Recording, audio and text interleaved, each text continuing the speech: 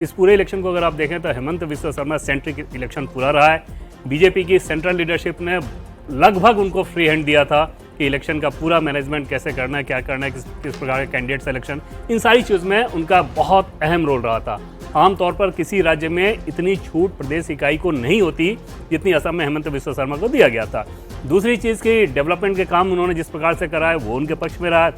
तीसरी चीज़ की जो डिलिमिटेशन हुआ उसके बाद सीटों का कंपोजिशन ऐसा हो गया है कि जो बड़ी मुस्लिम आबादी होने के बावजूद इतनी सीटें हैं जिस पर बीजेपी अपने पॉलिटिक्स के हिसाब से उन सीटों को जीत में कन्वर्ट करके सरकार बना ले। जी, ये भी एक बड़ा फैक्टर रहा है इस बार के। देखिए वोट शेयर और दिखा देते हैं, वोट शेयर भी सामने आ गए हमारे सामने। बीजेपी को 45.5% वोट मिल सकता है, कांग्रेस की बात करें तो 39.8% वोट मिल सकता है, अदर्स के खाते में 14.7% वोट शेयर जा सकता है। तो बीजेपी क्लियर कट मेजॉरिटी के साथ सरकार बना सकती है।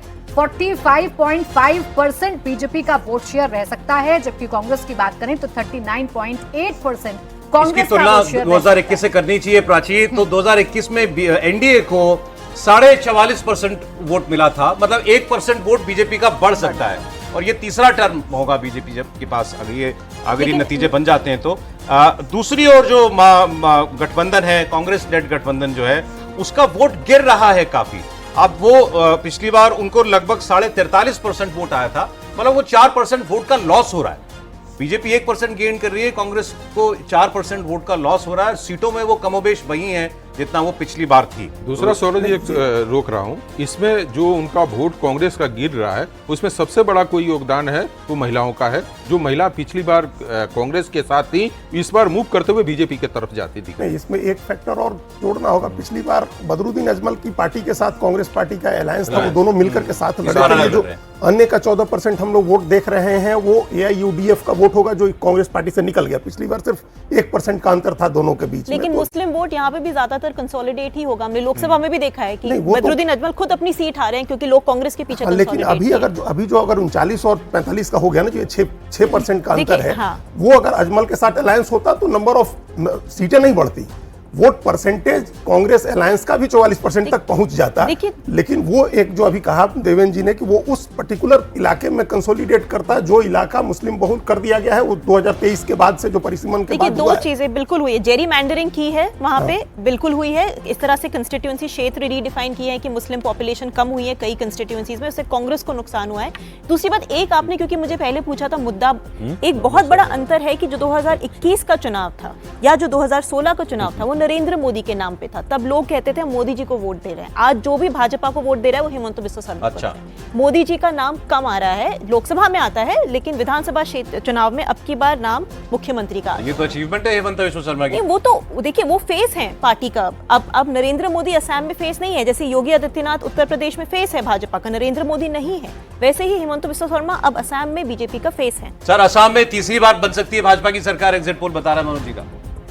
बिल्कुल, जो जिस तरह की राजनीति है वहाँ और जिस तरह का कैंपेन चला है, कांग्रेस की जो हालत है, आज देखिए कांग्रेस के बड़े नेता से मतलब है गांधी परिवार, कितना कैंपेन किया उन्होंने।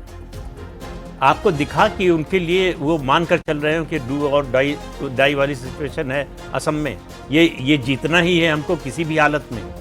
इस तरह आपका पूर्व प्रदेश अध्यक्ष चुनाव से ठीक पहले छोड़ के चला जाता है, आपका सिटिंग लोकसभा MP चला जाता है, आपके चेहरे पर कोई शिकन नहीं है कि कोई हमारा बड़ा नुकसान हो गया। वैसे गांधी परिवार ने कैंपेन सबसे पहले यही शुरू किया, प्रियंका गांधी भी गई, राहुल गांधी भी गए। कितना कैंपेन, देखिए कैंपेन की तुलना तो जो आपका राइवल है उससे होगा ना।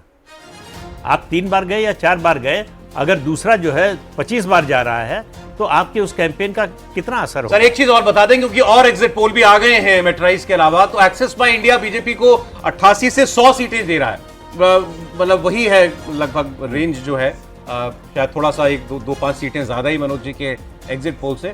इनफैक्ट उनके अलावा भी जो और एग्जिट पोल आए हैं मेट्राइज और एक्सिस के अलावा, सब में एनडीए को मेजोरिटी दिखाई दे रही है, बीजेपी को अपने दम पर मेजोरिटी दिखाई दे रही है। मनोज जी ने इस बात को क्लियर किया, पहली बार होगा जब बीजेपी बिना गठबंधन के साथियों की 65 से ज्यादा सीट जीतेगी बीजेपी। जी सर, देखिए मेरा मानना है कि बिल्कुल असम में जितना आपका जो परसेंटेज भी दिखा रहे हैं, हो सकता है कि और कांग्रेस का वोट कम हो जाए।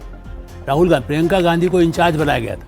देखिए जब पैसे का अरेंजमेंट करना होता है तो जिस आदमी को इंचार्ज बनाया जाता है वो मामला है। कांग्रेस को जो समझते हैं, प्रियंका गांधी को इसलिए भेजा गया था गौरव को। अच्छा, दूसरा जिस तरह की विवादास्पद गौरव के पत्नी को लेकर के रहा, फिर पवन खेड़ा ने इनके ऊपर भी अटैक कर दिया, तो जो राह साह कसर थी वो राहुल गांधी और उनकी कंपनी जो उनके साथी हैं वो प्रियंका गांधी का भी डैमेज कर दिया। शायद पता नहीं, मैंने आपके प्रोग्राम में भी कभी बोला हो कि सही मायने में तो ऐसा लगता है कि राहुल गांधी पवन खेड़ा सोच के गए थे कि प्रियंका इंचार्ज है तो और जरा बेड़ा गर्क हो जाए, ताकि किसी तरह से प्रियंका आगे के लिए कोई भविष्य न दिखाई दे। पहले भी उनको केरल भेज दिया यूपी के बजाय, जो 99 से यूपी में काम करती थी। तो मेरा ऐसा मानना है कि परिवार का जो हो सकता है मोहब्बत ने बहन के नाते स्नेह होना अलग बात है, लेकिन राजनीतिक ढंग से उनकी जो पूरी टीम है वो इस बात पे लगी रहती है कि प्रियंका गांधी को कितना कमजोर दिखा के साबित कर दे।